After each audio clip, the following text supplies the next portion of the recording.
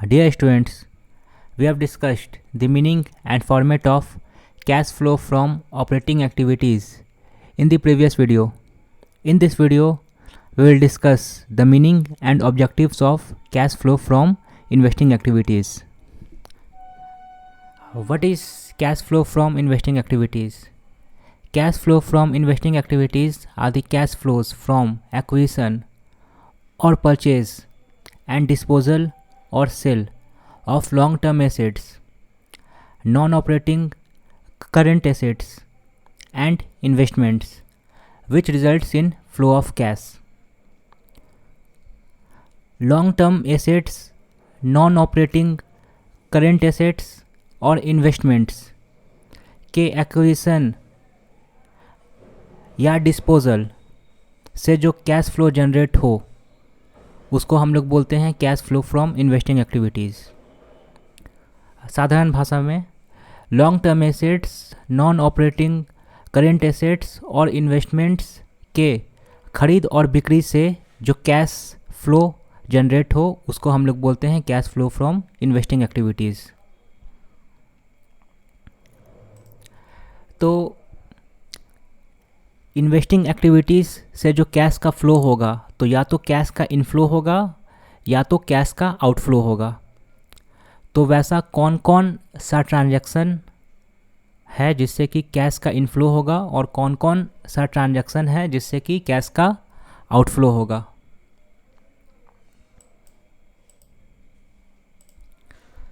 तो कैश का इनफ्लो होगा sale of non current assets से। नॉन करेंट एसेट्स को बेचने पे होगा कैश का इनफ्लो।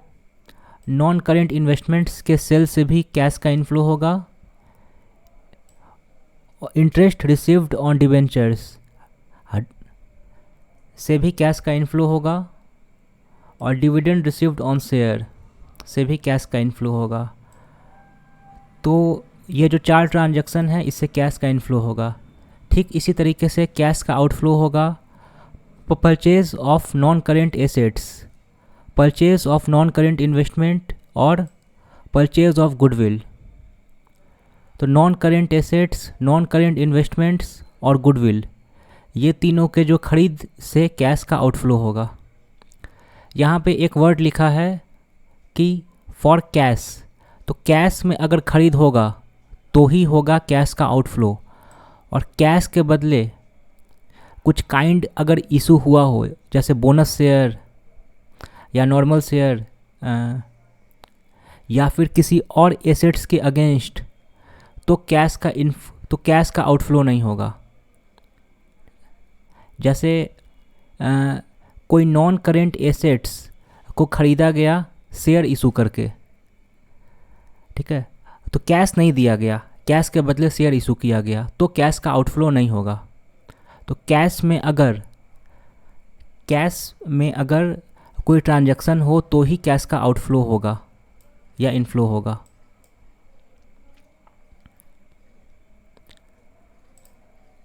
अब हम लोग डिस्कस करेंगे cash flow from investing activities का फॉर्मेट। तो ये बहुत ही सिंपल है। कैश इनफ्लो को हम लोग ऐड करेंगे और कैश आउटफ्लो को हम लोग लेस करेंगे। तो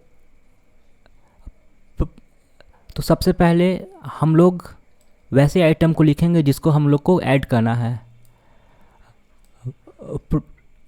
proceeds from disposal of fixed assets, fix assets को सेल करने से या डिस्पोज करने से जो प्रोसीड्स आएगा उसको हम लोग ऐड करेंगे। जैसे sale of machinery, sale of land building, sale of furniture and fixtures, sale of investment, sale of goodwill, patent right, trademark etcetera. तो ये सब फिक्स्ड एसेट्स को डिस्पोज करने या सेल करने से जो कैश आएगा उसको हम लोग ऐड कर देंगे। साथ ही साथ non operating income from investment से जो नॉन ऑपरेटिंग इनकम होता है उसको भी ऐड कर देंगे। जैसे dividend from share, interest received on debentures, rent of property received. तो इतना कुछ को हम लोग ऐड कर देंगे। और जो रिजल्टिंग फिगर आएगा उसमें से हम लोग लेस करेंगे purchase of non current assets. Non current assets का जो ख़रीदारी हुआ होगा उसको हम लोग लेस करेंगे, जैसे purchase of machinery, land and building, furniture, fixture, investment, goodwill, trademark, patent right etcetera. तो ये सब जो नॉन करेंट एसेट्स का जो परचेज हुआ है उसको हम लोग लेस कर देंगे, और जो रिजल्टिंग फिगर आएगा वो या तो होगा पॉजिटिव या तो होगा निगेटिव। रिजल्टिंग फिगर अगर पॉजिटिव में आए तो होगा cash flow from investing activities, और अगर रिजल्टिंग फिगर निगेटिव में आए तो होगा net cash used in investing activities.